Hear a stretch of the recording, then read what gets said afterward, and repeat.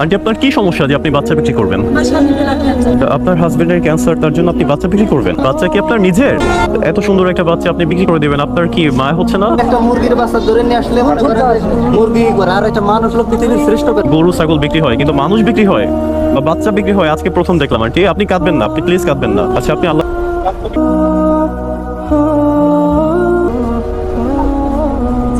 এইমাত্র যে ভিডিওটা দেখলেন, অনুরোধ থাকবে ভিডিওটা স্কিপ না করে ফুল ভিডিওটা দেখ।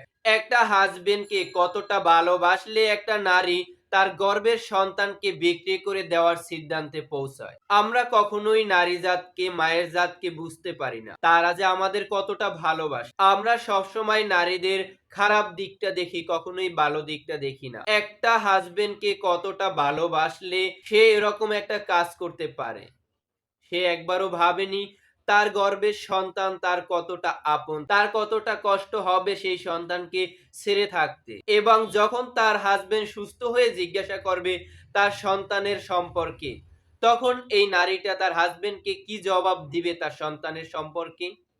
আর সেই বাবা যখন শুনতে পাবে তার সন্তান বিক্রি করে তাকে সুস্থ করা হয়েছে, তখন তার অনুভূতিটা কি হবে? সে কি করে থাকবে? তখন তার কাছে এটাই মনে হবে সে বেঁচে থাকার চেয়ে না থাকাটাই ভালো। আমরা সবসময় নারীদের দোষ দিয়ে যাই, নারীদের খারাপ দিকটা দেখি, কখনোই ভালো দিকটা দেখি না। তাই ভাই সবাইকে বলবো, কখনো মা বোনদের বা নিজের ভালোবাসার মানুষ বা স্ত্রীকে কখনো অন্য চোখে দেখবেন না। আমরা পুরুষ জাতি খুবই লজ্জিত যে তোমাদের মতো নারীদের চিনতে পারি না, বুঝতে পারি না, তোমাদের ভালোবাসাটা অনুভূতি করতে পারি না। তাই সকল মা বোনদের প্রতি শ্রদ্ধা থাকবে ও ভালোবাসা থাকবে।